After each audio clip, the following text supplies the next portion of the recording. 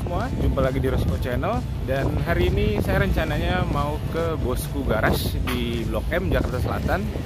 Saya tinggalnya di area Tangerang, jadi saya harus naik kereta dulu. Kira-kira setengah jaman lebih lah buat sampai ke Blok M.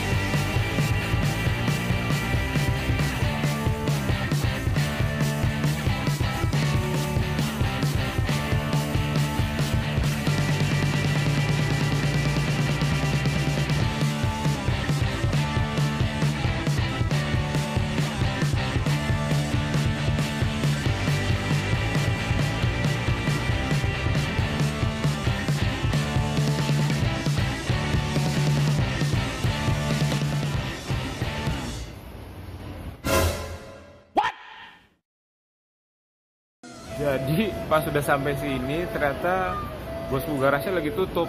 Kayak mereka mungkin mau ada semacam event kali ya. Jadinya nggak ada track yang available di tokonya.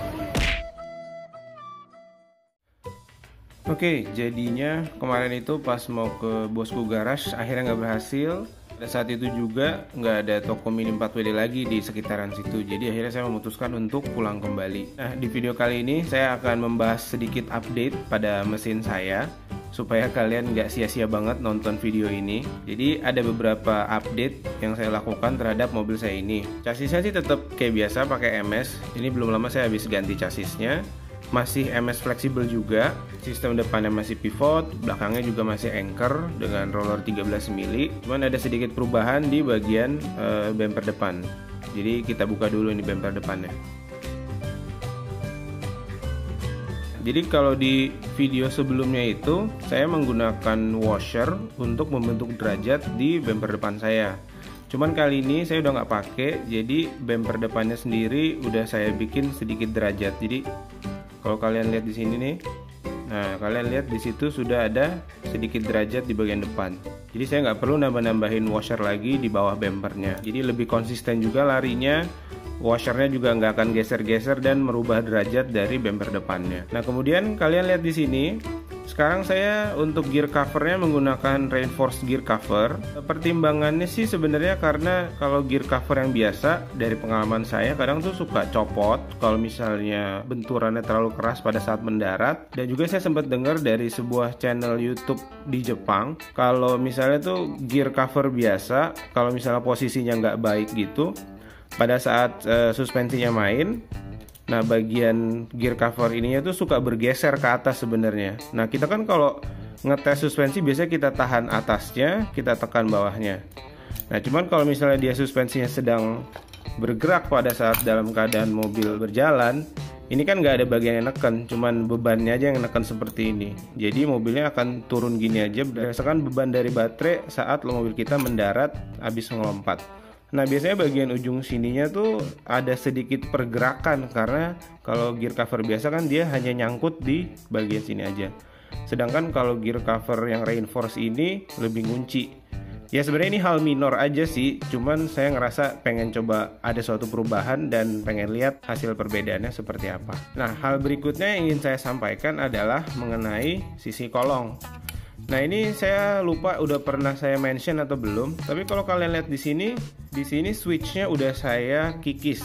Jadi kalau kalian ini saya balik ya. Nah kalian bisa lihat kalau permukaannya udah rata. Tuh.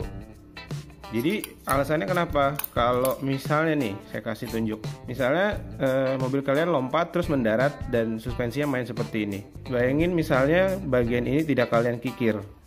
Jadinya tuh pasti bakal mentok ke ground. Ini aja tuh udah mepet banget sama ground pada saat suspensinya main gini. Oke, jadi menurut saya bagian ini penting untuk dikikir dan dibikin rata permukaannya sama kayak chassis seperti ini. supaya pas mendarat mobil kalian tuh chassisnya nggak nyentuh ground, karena satu pasti bisa berpengaruh ke kestabilan mobil kalian, bisa mantul lagi gara-gara kena bagian chassisnya, dan nomor dua karena bagian ininya kena permukaan trek, ya speednya kemungkinan besar bakal turun gitu. Jadi kan sayang banget, karena ini benar-benar modifikasinya gampang banget, cuman dikikir dikit doang kok ini supaya rata sama chassisnya ya. Nah, perubahan lain yang saya lakukan yaitu di bagian sini nih. Kalian bisa lihat ya, biasanya kalau saya mau jemput nose atau tail unitnya saya tinggal tarik aja. Cuman di mobil ini nggak bisa. Ini kalian lihat, saya coba tarik, nggak bisa copot.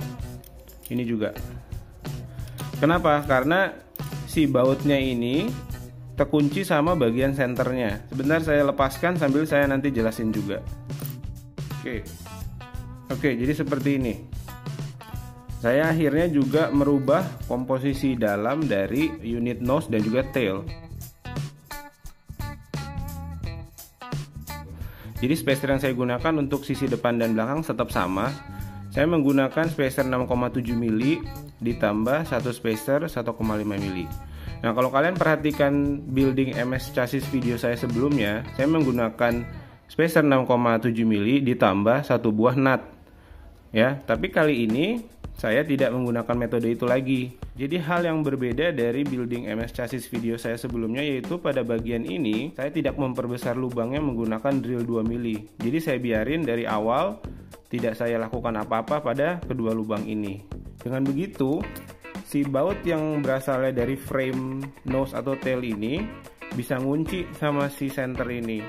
Jadi contohnya kayak gini nih, kalau di video sebelumnya saya tinggal tekan masuk aja dia udah lewat kan bautnya. Nah, kalau ini nggak bisa, ini harus dibaut. Nih, jadi ini harus saya baut supaya dia masuk ke senternya. Jadi dengan gitu si unitnya ini nggak akan gampang geser atau lepas sih. Kalau menurut saya sih kayak gini lebih kuat gitu. Nanti dikuncinya dari atas setelah kita pasang reinforced gear cover.